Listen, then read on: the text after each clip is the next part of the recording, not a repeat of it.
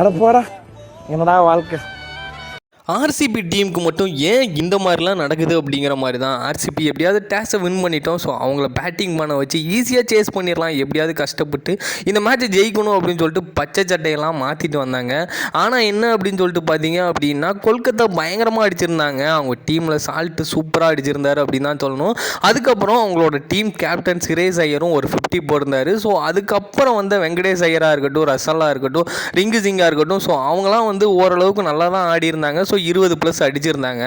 So ஆனால் score வந்து 222 ஆயிருந்துச்சு. இதுக்கப்புறம் எப்படியும் வந்து இந்த மேட்ச்சில் ஈஸியாக ஜெயிச்சிருவாங்க.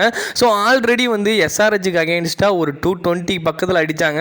ஸோ இது அவங்களுக்கு கொஞ்சம் ஈஸியாக தான் இருக்கும் அப்படின்னு சொல்லிட்டு நினைக்கும் போது அங்கே தாங்க ஆப்பு பயங்கரமாக வச்சாங்க அப்படின்னே சொல்லணும். ஸோ ஆப்பு எப்போவுமே மும்பை தான் வந்து அம்பையருக்கு வைப்பாங்க. ஸோ அதே மாதிரி ஆர்சிபிக்கு அகேன்ஸ்டாக நிறைய வாட்டி அம்பையர் வந்து தப்பான அவுட்டு கொடுக்குற மாதிரி தெரியும். ஸோ அதே மாதிரி தான் விராட் கோலிக்கு ஒரு நோபால் கமெண்டேட்டர் எல்லாருமே வந்து அது நோபால் அப்படின்னு சொல்லிட்டு சொல்லும்போது, ஆனால் இங்கே பார்த்தீங்க அப்படின்னா அவுட்டு கொடுத்துட்டாங்க. ஸோ விராட் கோலி பயங்கரமாக டென்ஷன் ஆகிட்டாரு. என்ன பண்ணுறதுனே தெரில. என்னடா இது இப்படி பண்ணுறீங்க, இந்த மேட்சாவது ஜெயிக்கலாம் அப்படின்னு சொல்லிட்டு பார்த்தா இப்படி ஏமாத்துறீங்களே அப்படின்னு சொல்லிட்டு கடுப்பாகி போனவர் மறுபடியும் வந்து அம்பையரை திட்டிட்டு போயிட்டாரு. வெளியே 4 லைனில் ஒரு அம்பையர் இருந்தார், அவரையும் பார்த்து திட்டிட்டு போயிட்டாரு. கண்டிப்பாக எவ்வளோ மன உளைச்சலாக இருந்திருக்கும் அப்படின்னு தான் சொல்லணும். இன்னொரு நோபாலையும் ஏமாற்றிட்டாங்க. ஸோ கடைசியாக வந்து பார்த்தீங்க அப்படின்னா கொல்கத்தா ஜெயிச்சிடுச்சு. ஸோ கடைசி ஓவரில் த்ரில்லிங்காக கடைசியாக வந்து கொல்கத்தா ஜெயிச்சிட்டாங்க.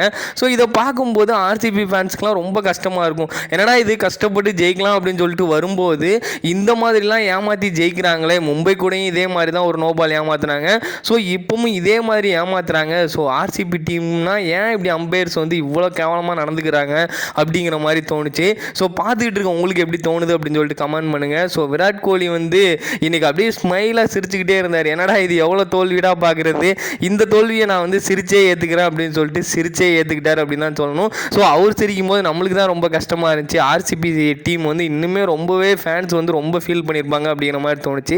ஸோ ஆர்சிபி டீமுக்கு மட்டும் ஏன் இப்படிலாம் நடக்குது அப்படின்னு சொல்லிட்டு கமெண்ட் பண்ணுங்கள். அந்த நோபாலை பற்றி நீங்கள் என்ன நினைக்கிறீங்க அப்படின்னு சொல்லிட்டு இந்த வீடியோ கீழே மறக்காமல் கமெண்ட் பண்ணுங்கள்.